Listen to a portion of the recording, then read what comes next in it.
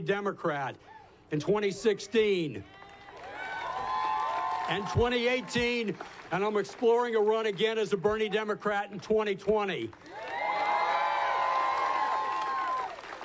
Proud to be part of this campaign. Sanders has stood up for working people and for the earth more so than any voice that we've heard in America the last generation. He has said he won't take any corporate or banking money because no man can serve two masters.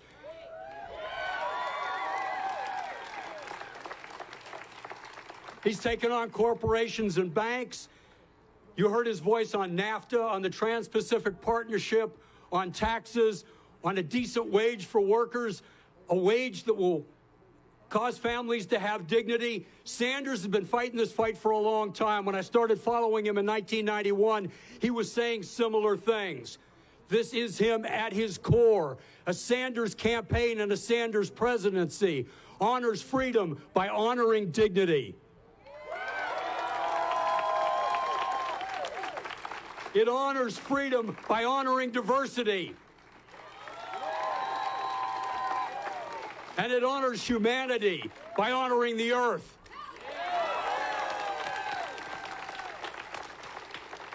Senator Sanders has said that the president is a pathological liar, a racist, and a sexist, and he doesn't respect the rule of law.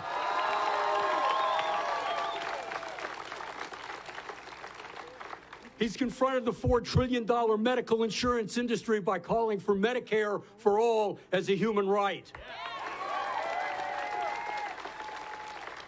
He's taken on the fossil fuel industry that would destroy the atmosphere for profits. Pentagon report in 2004, Millennial Report, said that climate change is a greater threat to national security than terrorism because it causes floods, famines, wildfires, mass migrations, political instability. Think Syria. There was a famine, there was a drought, the worst in 400 years, and it led as a contributing factor to that civil war. Southern Sudan, the same thing. Floods in Pakistan, the government was weak, the Taliban stepped in, the Pentagon knows it. Sanders' call for a Green New Deal is the direction for the future. It's our faith. It's the direction America needs to go.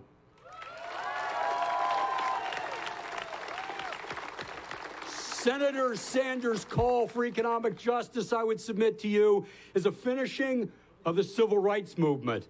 Martin Luther King in 1968 was calling for a revolution of values to accompany the freedom and scientific revolutions engulfing the earth. We must rapidly begin the shift from a thing-oriented society to a person-oriented society.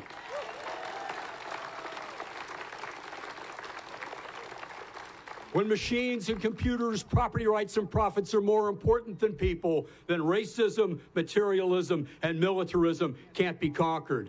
Sanders is leading a revolution. He's working outside the system and inside the system. There are 600 groups around the country that are part of this. I'm glad to be part of this program. God bless America.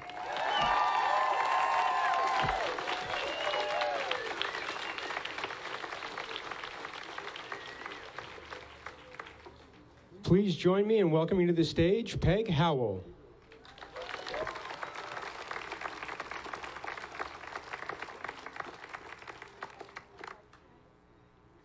Hey, everybody. So I'm not a politician. I'm a wonk. I came here tonight because Senator Sanders is really concerned about our environment, and we in South Carolina are terribly concerned about offshore drilling and what it's going to do to our coast. So I'm here as somebody who's worked in the oil patch before, as the first woman who drilled oil and gas wells in the Gulf of Mexico, saw the error of my ways. When I moved to South Carolina and saw that our coast was at risk, I said, no and hell no.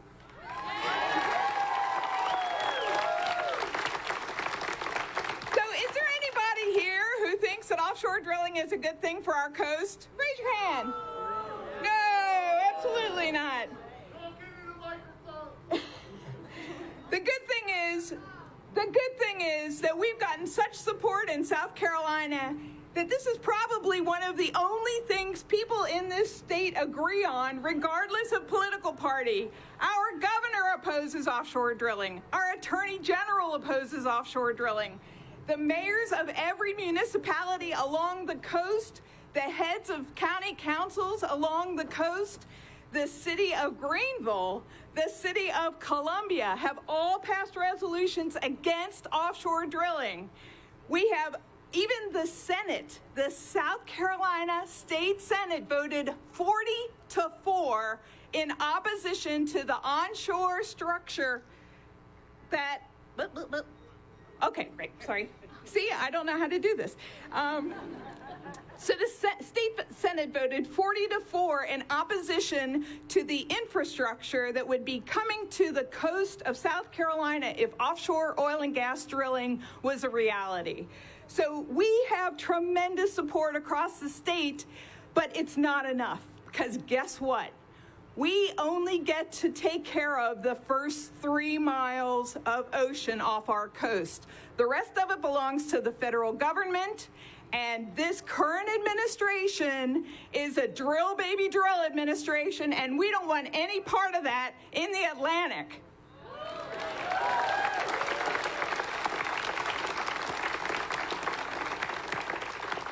So there are 3 key reasons we don't want it. There are scores of reasons we don't want offshore drilling, but the first is our tourism economy. In Horry County and Georgetown County, approximately $7 billion and 83,000 jobs come from our tourism economy. The very best estimates that the oil and gas companies could come up with is only 1/27th of our tourism economy. There is no way we would trade our beautiful beaches for the crap that comes with offshore drilling.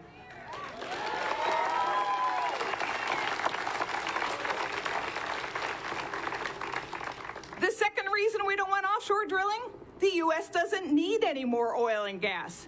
Y'all heard of fracking? Fracking, boo, right? But because of fracking, the United States is now the world's leader in oil and gas production. We produce more oil and gas than Russia. We produce more oil and gas than Saudi Arabia. In fact, we have so much offshore oil and gas that Congress passed a law in 2015 saying we're just going to let the oil companies export all of our reserves to foreign countries like China and India and places around the world. So all of our reserves, all of our supply of oil and gas is being exported. In fact, right now, we're exporting more oil than we produce every day in the Gulf of Mexico. So our reserves are going overseas, bud, and we do not want that for our future. We want to keep it in the ground. We don't need oil and gas going overseas. We got enough to take care of us here in the country. We don't need to allow this continued exportation.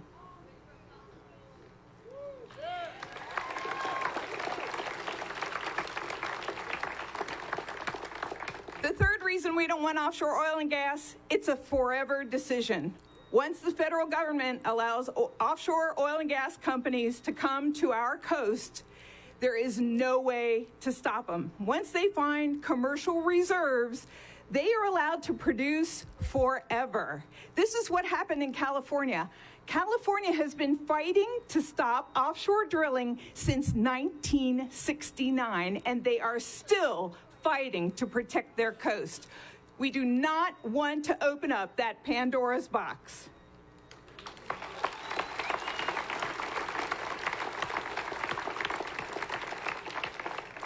What we do want is a president who wants to stop all offshore drilling in the Atlantic and the Arctic and the Gulf of Mexico, and to end these federal fuel subsidies to fossil fuel companies.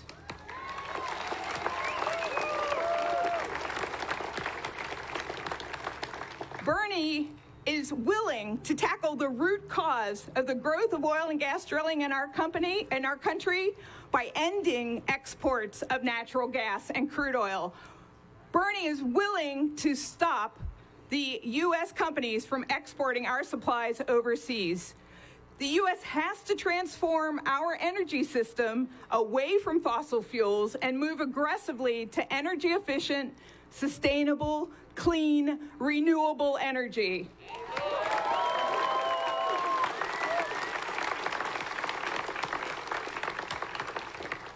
With wind and solar, the Atlantic Ocean, our beautiful beaches, our gorgeous rivers, and the coast will still be as magnificent for future generations as it is today.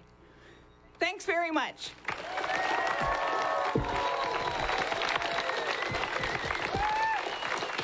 Myrtle Beach. Myrtle Beach. Wow, it's good to be here with you this evening. I'm Senator Nina Turner, one of the 4 national co-chairs for Bernie 2020.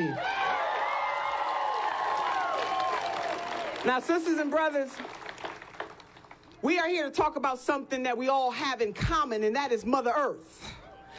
And we only have one Mother Earth. And we have damaged her, and it is our job to fix what we have broken. In South Carolina, you know this better than most, that climate chaos is real.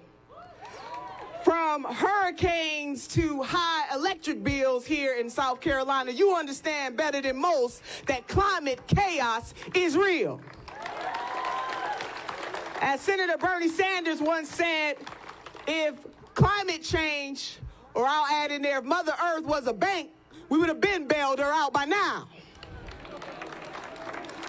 We need some folks with some intestinal fortitude to understand how important it is that every other thing that we care about in this world, be it income and wealth inequality, be it criminal justice reform, be it making sure that women get their whole damn dollar, to educating our children, all that we care about is attached to Mother Earth.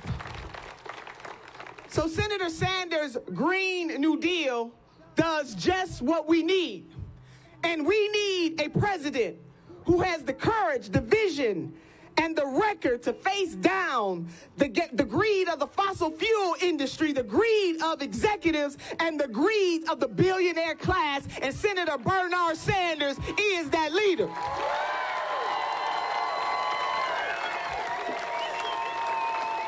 He will fix this rigged system. I mean, who has an anti-endorsement list? You must judge this leader by his haters. Can I get an amen? Judge Senator Bernie Sanders by his haters. Can I get an amen?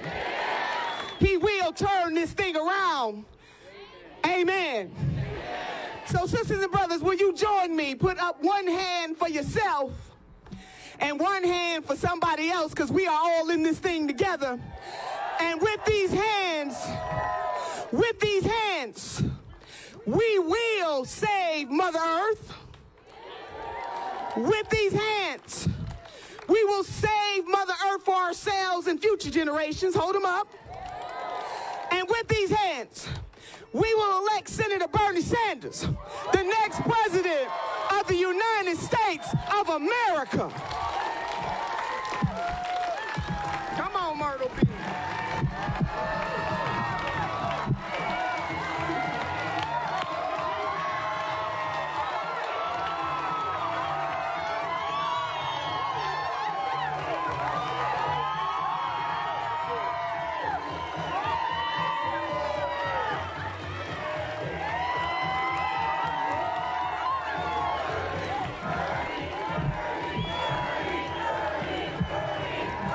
Thank you, Myrtle Beach.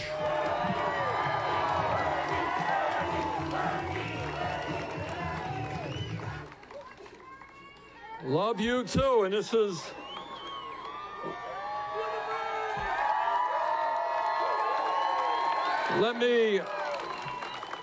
Let me thank Mal Hyman for his remarks. Let me thank Peg Howell for her remarks. Where'd Nina go? Nina here?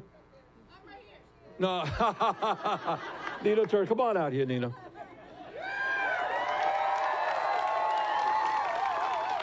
Nina, all of you know Senator Nina Turner, and she is the soul of our campaign. She is the intellect of our campaign. She's the energy of our campaign. And she's the reason we're going to win right here in South Carolina.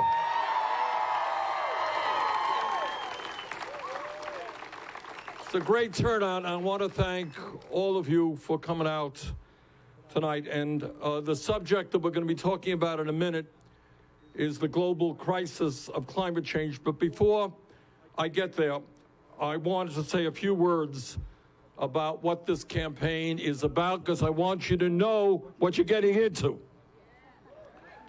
And what you are getting into is a campaign that I believe is going to win here in South Carolina. It is a campaign that is going to win the Democratic nomination.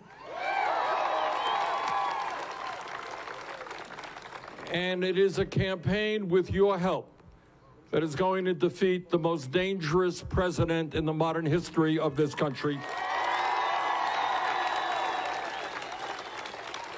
But, see, that's what other candidates would say as well.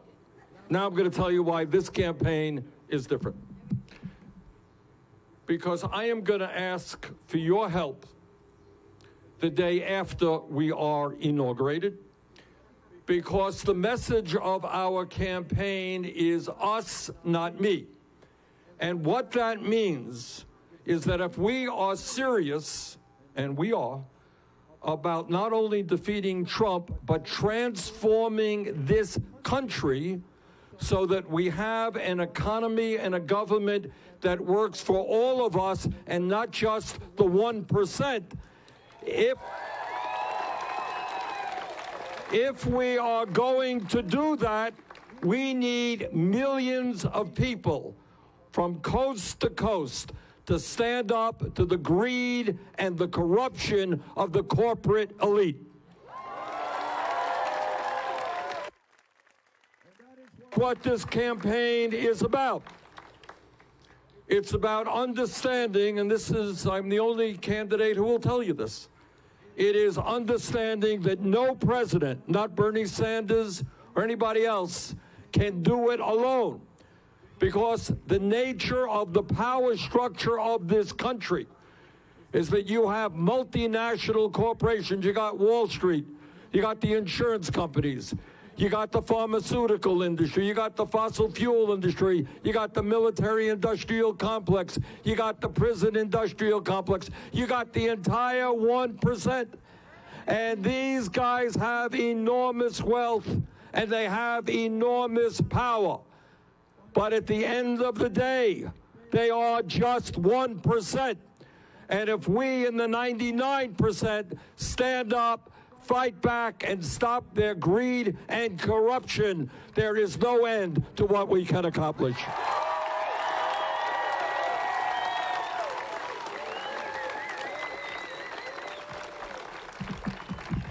So what this campaign is about is dealing with issues that no other candidate will deal with. What we are saying is that it's not acceptable that we have more income and wealth and equality in America today than at any time since the 1920s. We will not accept in America 3 people owning more wealth than the bottom half of American society at the same time as 500,000 Americans are sleeping out on the streets tonight.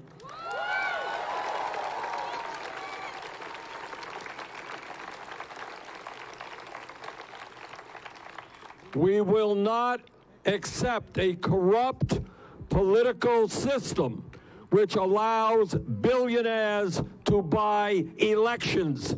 That is not our definition of democracy.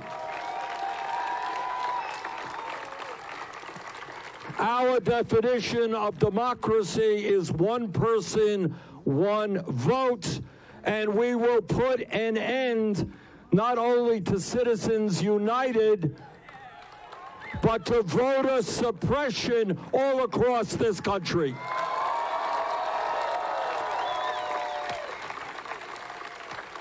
Unlike many of my Republican colleagues, we want to see more people engaged in the political process.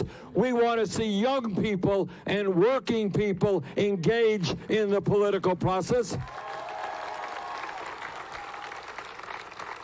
And I say to all of those Republican governors all over this country who are trying to suppress the vote, and that is, if they do not have the guts to participate in free, fair, and open elections, they should get the hell out of politics and get another job. So what this campaign is about is speaking to the issues of a forgotten middle class and a forgotten working class. It is a campaign that is going to bring millions of young people into the political process. It is a campaign that says it is unacceptable to us that many millions of American workers continue to work at starvation wages in South Carolina and all over this country.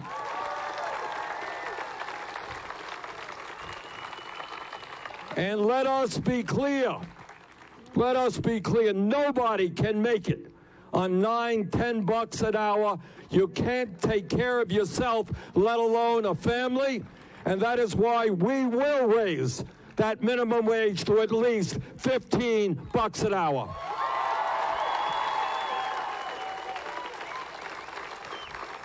And we will end the absurdity of women making 80 cents on the dollar compared to men. And that ratio is even worse for minority women. Equal pay for equal work. And I know that this will get the elite here in South Carolina a little bit nervous, but we are going to make it easier for workers to join unions and do away with the right to work laws.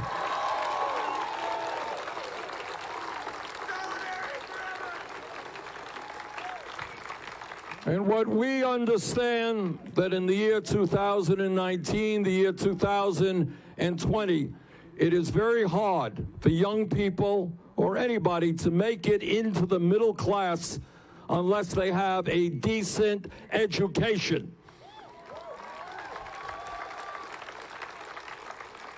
You know, and what this campaign is about is getting people to think outside the box.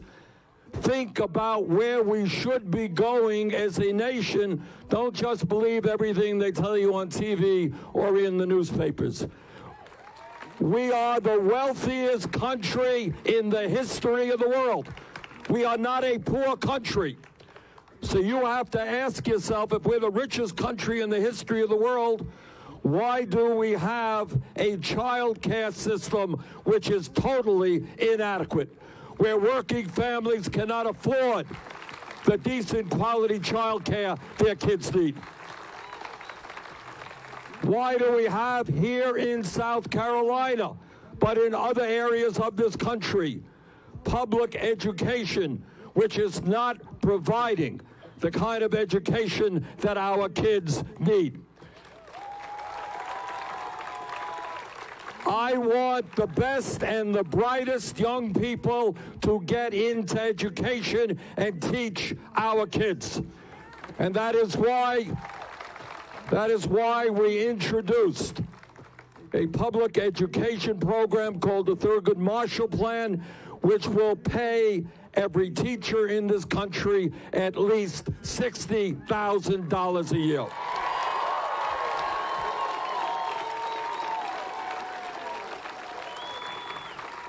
And that is why we are going to make public colleges and universities tuition free. And we are going to cancel all student debt in this country.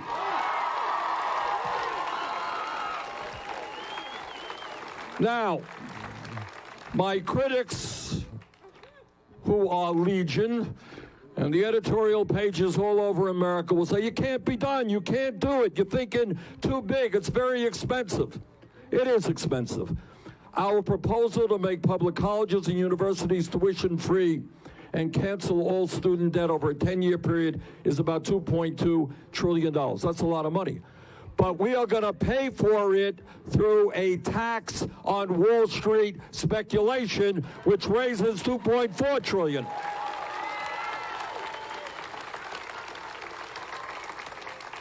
And what we have got to be thinking about, we got to be asking ourselves, how come it is okay to bail out the crooks on Wall Street 11 years ago who nearly destroyed our economy? How come it is okay under Trump and his friends to give well over $1 trillion in tax breaks to the top 1% and large profitable corporations? If we could bail out Wall Street and give tax breaks to billionaires, we could cancel all student debt in this country.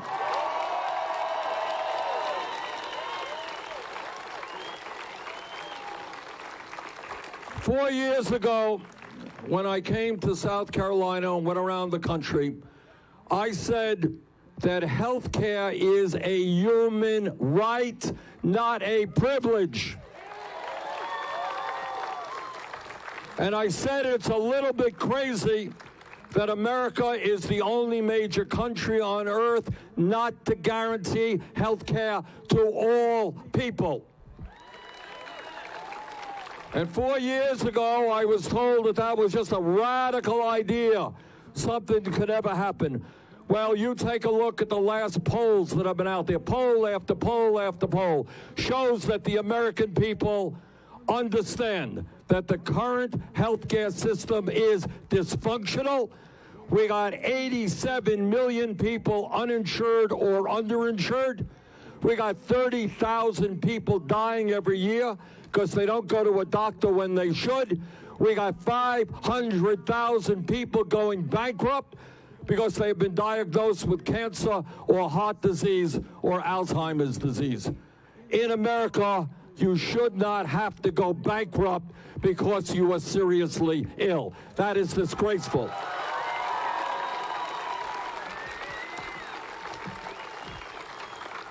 And at the end of all of that, we are spending twice as much per capita on health care as do the people of any other country. But this is what the corruption that we are dealing with right now. Last year, the healthcare industry, those are the drug companies that charge us the highest prices in the world for the medicine that we need, and the healthcare industry and the insurance companies made $100 billion in profit. So what we are here to say is the function of a rational healthcare system is to provide quality care for all, not to make the drug companies and the insurance companies fabulously rich.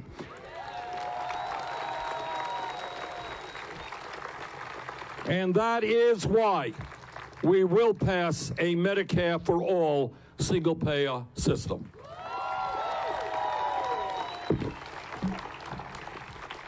And when we talk about greed, it's not only the greed of Wall Street and the insurance companies and the drug companies. There is one area where the greed is almost unimaginable.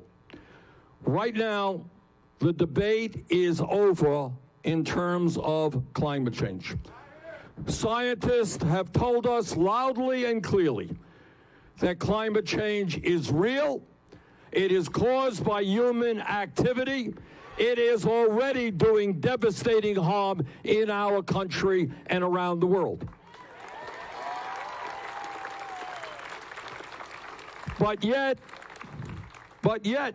we have an industry, the fossil fuel industry, that makes tens of billions of dollars every single year producing a product that is destroying our planet. We will end that greed, and we will make it very clear to the fossil fuel industry that their short-term profits are not more important than the future of our planet.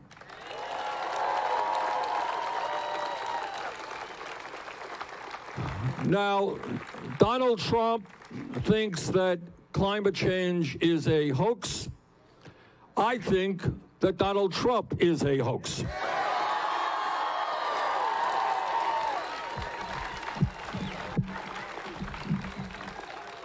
Because what the scientists have told us is that if we do not act boldly and aggressively, we will see more floods in the United States and around the world. We will see more drought, more rising sea levels, more extreme weather disturbances, more acidification of the oceans, more famine, more disease, and more human suffering. We have a moral obligation to make certain that the planet we leave our kids and our grandchildren is a planet that is healthy and is habitable.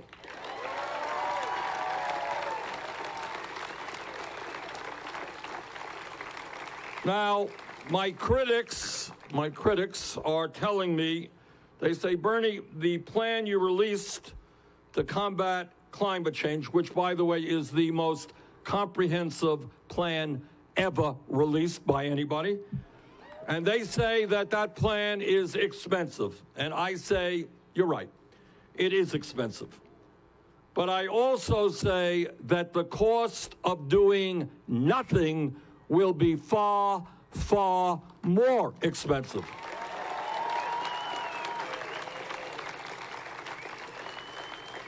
The economists have told us that the cost of inaction on climate change will cost some $69 trillion throughout the globe.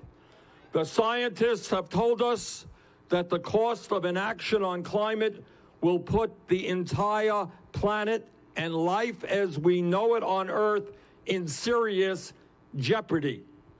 Because what we have been told is that if we do nothing, the effects of climate change will lead to the deaths of hundreds and hundreds of thousands of innocent men, women, and children across the globe every single year from factors such as malnutrition, heat stress, malaria, and other diseases. If we do nothing, which is the president's prescription for this crisis, if we do nothing, what we have been told is that the effects of climate change will throw over 100 million people throughout the world into extreme poverty. People will not have land to till their crops. They will not have drinking water to stay alive. If we do nothing, the World Bank has told us that the effects of climate change could result in the mass migration and displacement of more than 140 million people throughout the world by 2050. What that means is when people don't have food, they don't have water, they're going to pick up, they're going to leave, they're going to go into somebody else's area.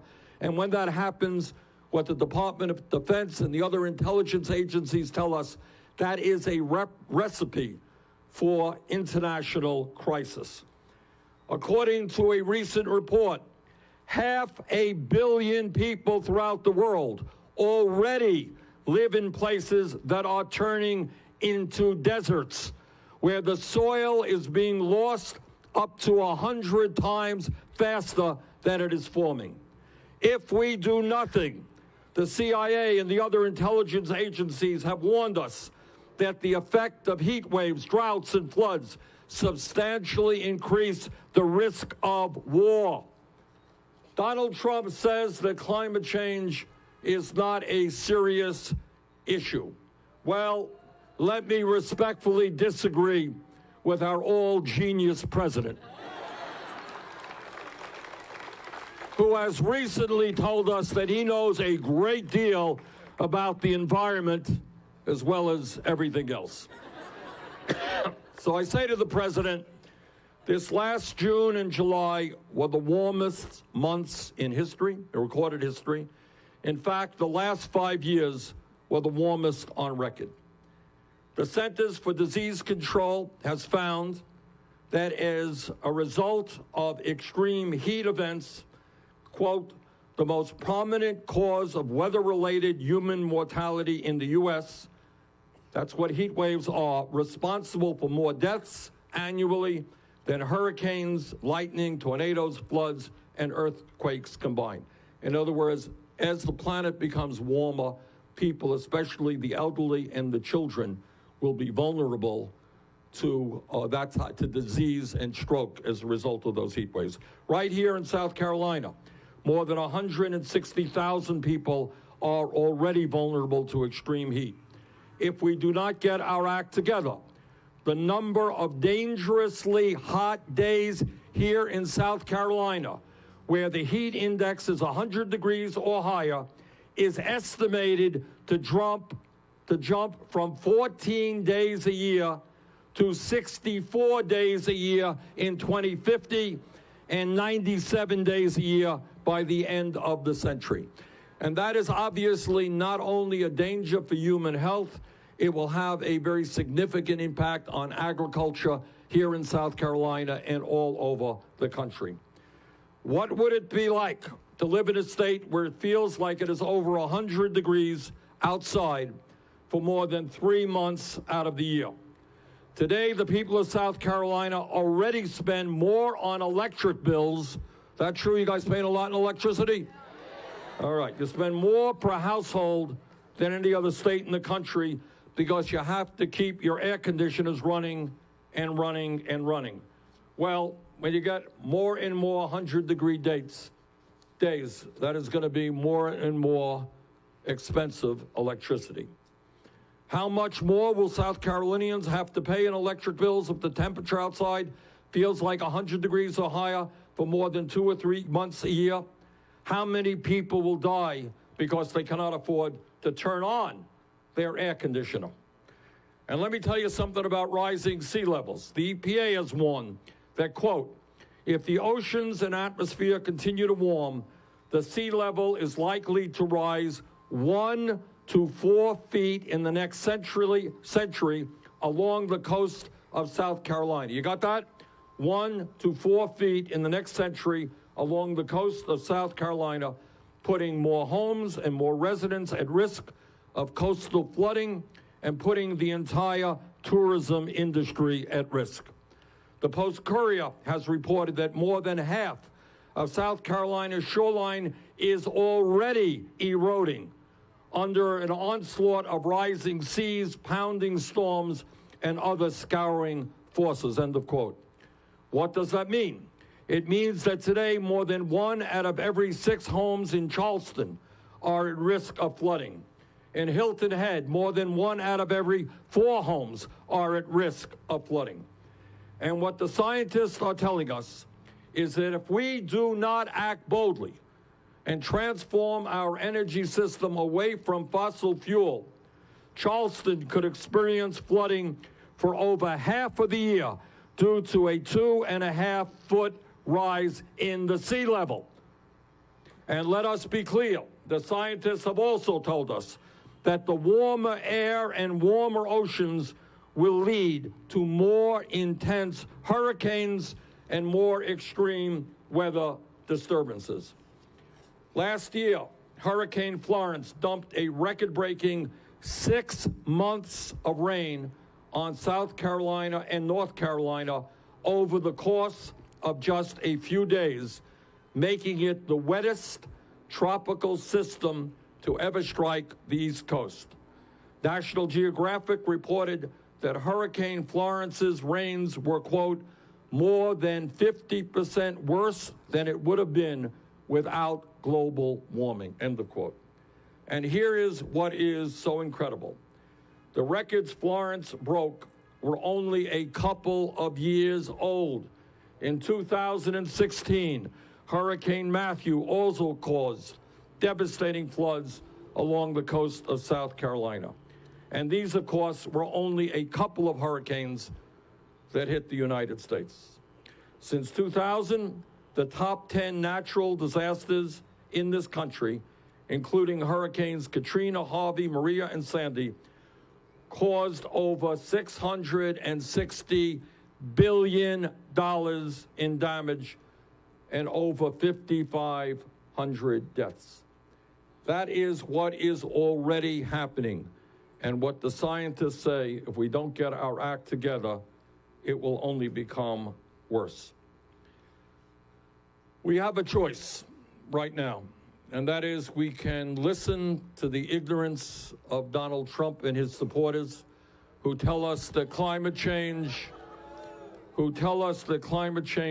is not real, or maybe if it is real, there is nothing we can or should do about it. That is one of the options. We can look at another option where people say, well, yeah, climate change is real, I know that, but I just don't think we can afford to really invest in combating climate change and doing what has to be done. Or thirdly, as we are doing, we listen to the scientists and do what has to be done in order to save this planet for future generations.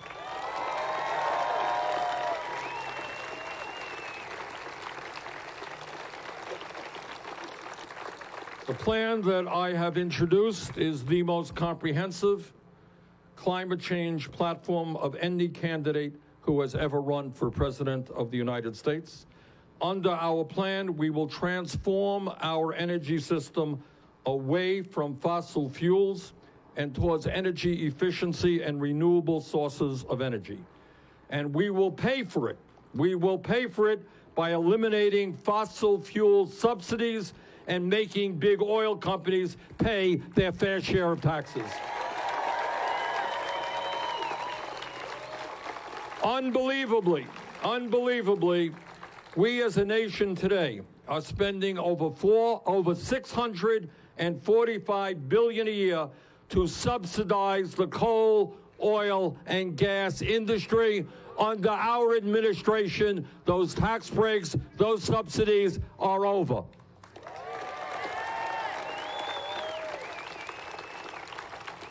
Last year, as a result of Trump's tax giveaway to the wealthy, not only did 24 fossil fuel companies pay nothing in federal income taxes, they actually received a $2 billion tax refund from the IRS after making $38 billion in profits. That is pretty crazy. So you got people who are destroying the planet, who don't pay any taxes, and then they get a tax refund. Under our administration, we are going to do exactly the opposite. We will end those tax giveaways and subsidies and substantially raise taxes on the companies that are destroying our planet.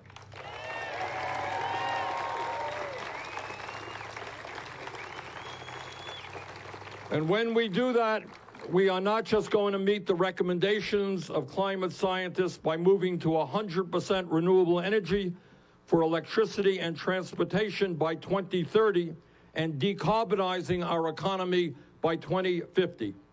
We are also going to move to a full employment economy and create up to 20 million good-paying jobs.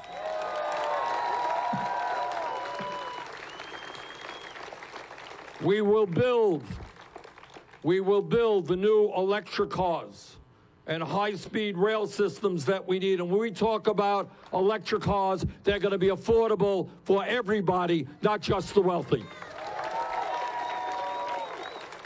We will be weatherizing millions of homes and buildings We will be rebuilding our nation's infrastructure, and we will be generating big-time sustainable energy. Under our plan, we will be making an historic $16.3 trillion investment in sustainable energy like wind turbines and solar panels, manufacturing, infrastructure, and research.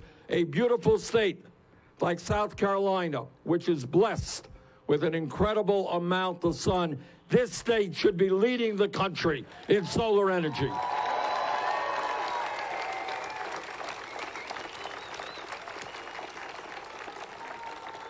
And despite what the fossil fuel industry may want you to believe, the reality is that solar and wind are already cheaper than coal. Don't let anybody tell you otherwise. We will also invest in efficiency so that we are getting the most out of the energy we are generating. That means building a resilient, secure, and energy-efficient smart grid. It means requiring that new construction and existing commercial buildings meet tough energy efficiency and electrification standards, and it means aggressively weatherizing homes and businesses in a way that will let us reduce residential energy consumption by up to 30%.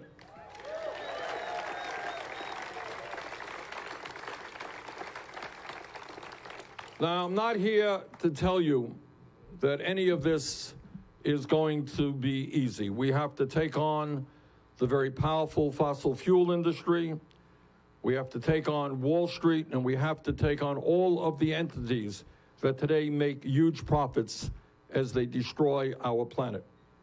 And I want to talk to you about power, not electric power here, but what political power is about. In the last decade alone, the fossil fuel industry has spent more than $700 million on campaign contributions. Got that? And now you know why in Congress and state legislatures you don't have people standing up to them. They have also spent over $1.5 billion on lobbying to get politicians in Washington to do their bidding and to cast doubt on climate change. Brothers and sisters, make no mistake about it. In this fight to combat climate change, failure is not an option.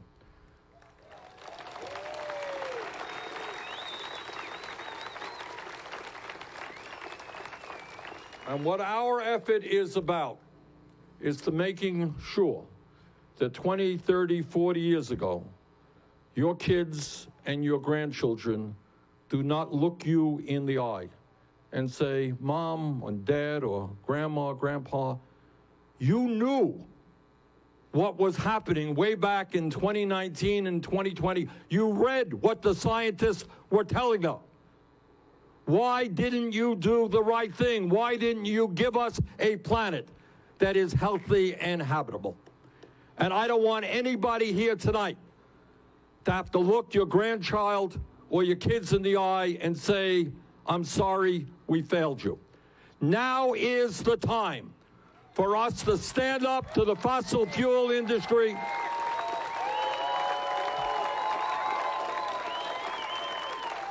Now is the time to transform our energy system away from fossil fuel to energy efficiency and sustainable energy.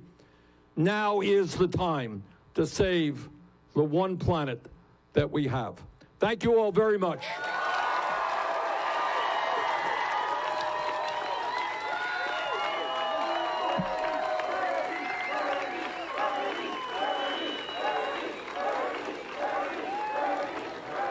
Okay, what we'd like to do now, I'm happy to try, we got a couple of microphones or not? We do? All right, we got a mic. Where are the mics? Please raise your hand. We got a staffer over here. Where's the other staffer? Have anybody on this side? All right, let's start on over here. Okay, thank you. Okay. This is about on. Yep, it is. Okay, great.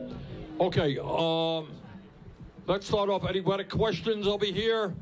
Okay, we got a gentleman right there, sir. Hello. Okay. Yeah, give him the mic. Good. Hello, Senator Sanders. Good Hi. evening. How are you doing tonight? Great. Alrighty, sir. I have a question for you. There is a growing debate between the inviolable sovereignty of countries and the stake that every nation has in this world with regards to climate change and the environment. With President Bolsonaro's declination of international aid from France over the Amazon fires, do you support economic sanctions, interventionist foreign policy, and to some extent, boots on the ground over extreme ecological and climate crises outside the borders of the United States? No, I don't support a military intervention. That I think we've learned what that is about. But this is what I do support. What Bolsonaro in Brazil, who is, a lookalike for Donald Trump, actually, what they are doing is unbelievable. You're all aware of that. They're in the process of burning the rainforests, which are the lungs of our entire planet. So without going into great detail, let me just say this. Climate change is not a South Carolina issue. It's not a Vermont issue. It's not an American issue. It is a global issue. And instead of having a president who thinks climate change is a hoax, you will have a president that will lead the effort to bring countries all over the world together to combat climate change. Now, I may be doing a little bit of wishful thinking when I say this, but maybe, just maybe, if we make governments all over the world aware of the severity of the crisis, maybe, just maybe, that instead of spending $1.5 trillion every year on weapons of destruction, maybe we can pool our resources and fight our common enemy, which is climate change.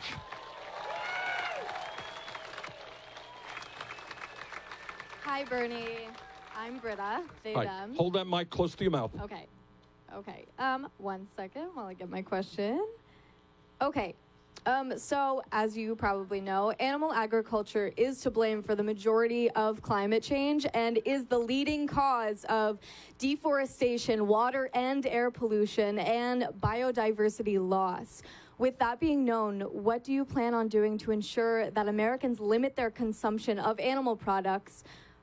Second part, Germany has imposed a meat tax in hopes of limiting this consumption. What are your plans to stop these large corporations from further usurping natural resources and polluting the planet?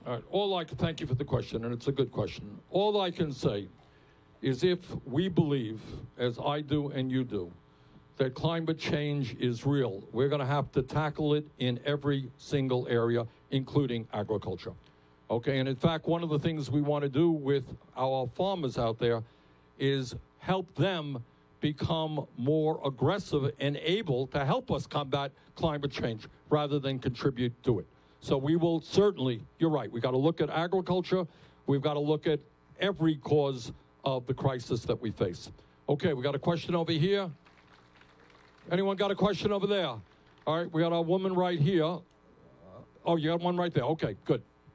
If you would speak to campaign finance reform, it's my understanding that congressmen can't get appointed to major committees unless they raise a certain amount of money. And of course, that lends to lobbyists having more influence in Washington. What's your plan regarding Well, I'll tell you what my plan is. Thank you very much. Because when we talk about the deregulation of Wall Street, when you talk about why you pay the highest prices in the world for prescription drugs, why we are the only major country on earth not to have a national health care program, you talk about climate change, you are implicitly talking about a corrupt political system, all right? Absolutely. And it's hard to imagine that we go forward effectively unless we address that. So what do we do briefly? Number one, we have got to do everything we can to overturn this disastrous Citizens United Supreme Court decision.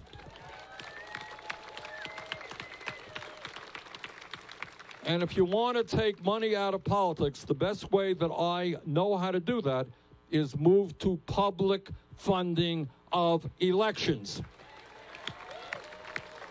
And what that means What that means is if you want to run for office, you don't have to cozy on up to some millionaire or billionaire. If you show you have strength, you can get public funding, and we can have real debates about ideas and not simply have candidates do the work of the wealthy in this country.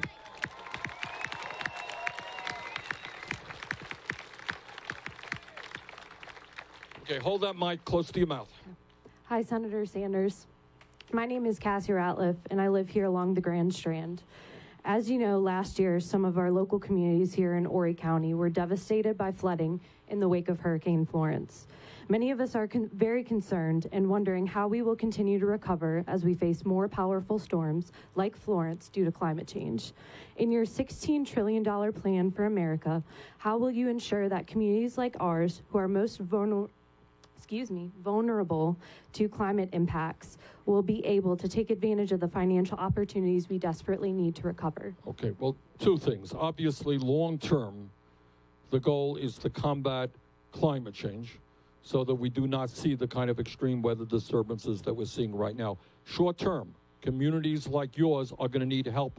And in our program, there are billions and billions of dollars to help communities become more resilient in combating the extreme weather disturbances that we're going to see. So to answer your question, not only that, we're sitting here and you're talking about storms. Last week, I was in Paradise, California. You remember what happened in Paradise?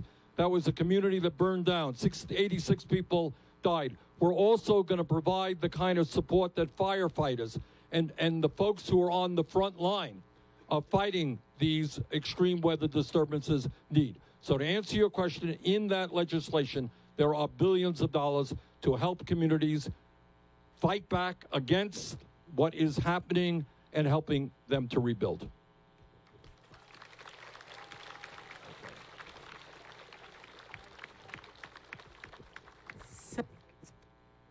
Senator Sanders, we have a board of governors because there are so many checks that get passed around this very wealthy country.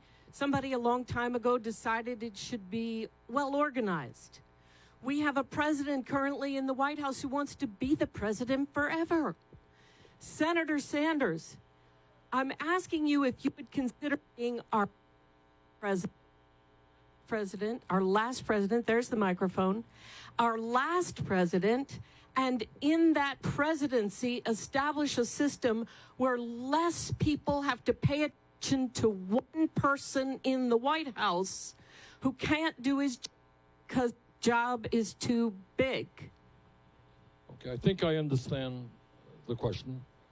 Look, there's no question, number one, you have a current president who apparently, despite his self-proclaimed genius, I think has not read the Constitution of the United States and doesn't understand the separation of powers, the role of media, and so forth and so on. But I think there is no question that the problems we face as a nation are so huge. Obviously no one person can do it. And one of the things that I want to see happen, and what we will strive for under our administration, is to decentralize power all over this country, to give working people the power to help make decisions locally.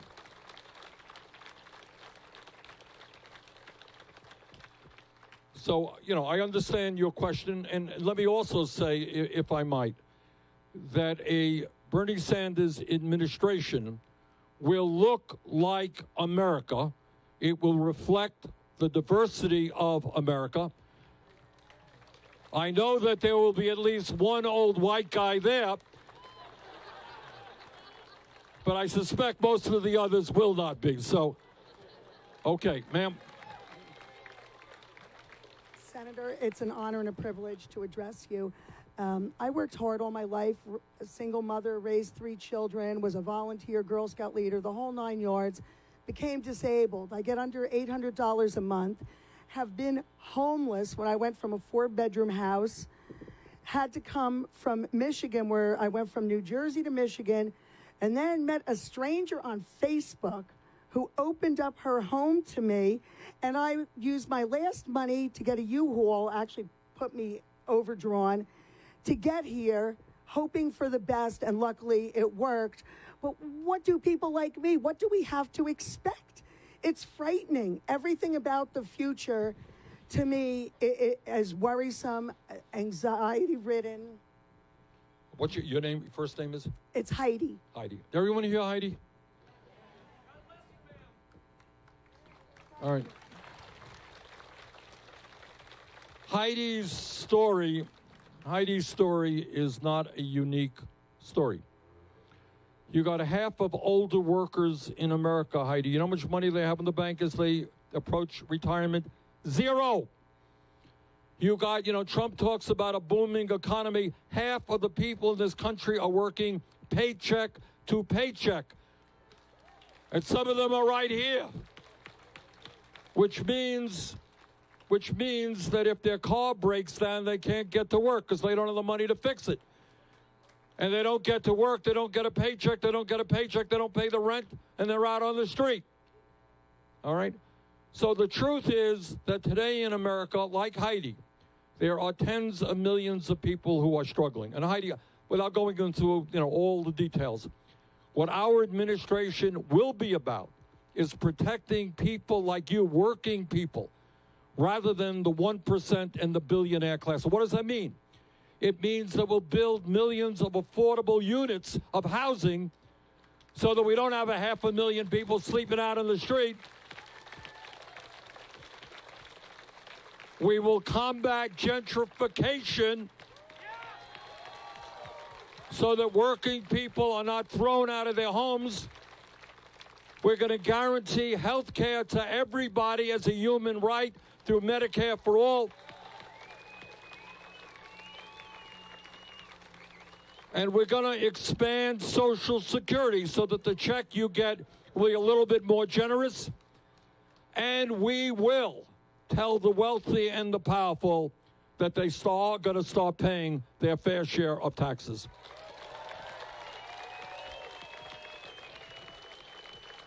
Okay, I think maybe two more questions. One here, and that'll be it. Yes, sir.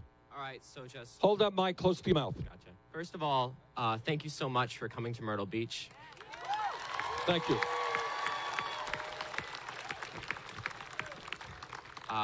I nearly jumped out of my seat when I first heard about you coming to Myrtle Beach.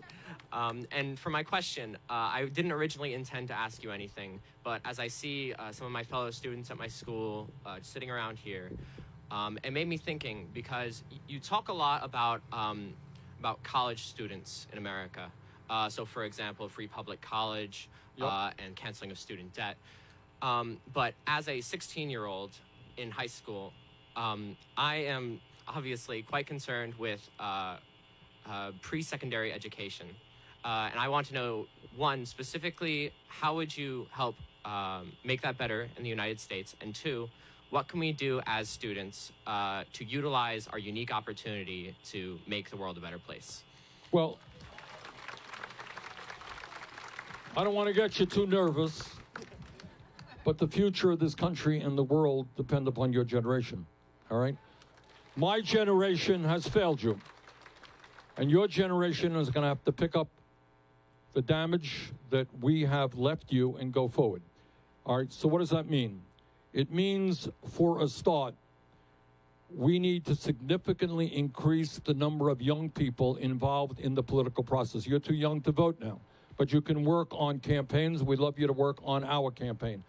If young people in this country voted at the same percentage rate as older people, we would transform this nation. All right? So get the word out. Get the word out to people your age and older. Get the word out that you're tired of hearing them complain about the low-wage jobs they have, tired of hearing them telling you they can't afford to go to college, they're going to leave school deeply in debt, tired of them telling you about their concerns about racism or climate change or whatever it may be. Tell them that instead of complaining, they're going to have to get their hands dirty and get involved in the political process. And I am happy to say that your generation is already making significant differences in terms of gun safety, legislation. Your generation is helping to lead that effort. And in terms of climate change. So let's keep it up. You're doing good.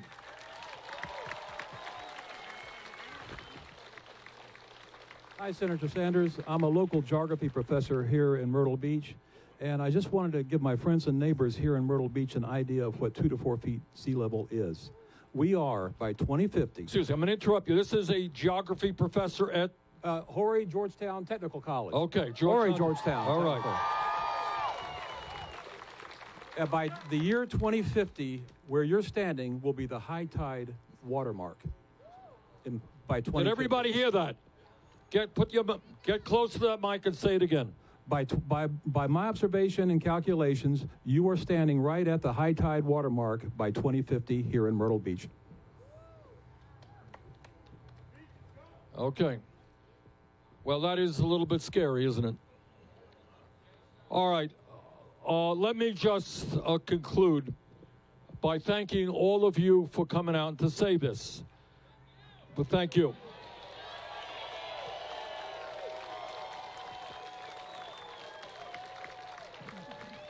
This is, the challenges that we face are enormous. We don't have the luxury of throwing our arms up in despair or getting depressed. We can save the planet. We can transform our economy and government. We can do all of that if we are prepared to stand up and fight back, and that is what this campaign is about. Thank you all very much for being here.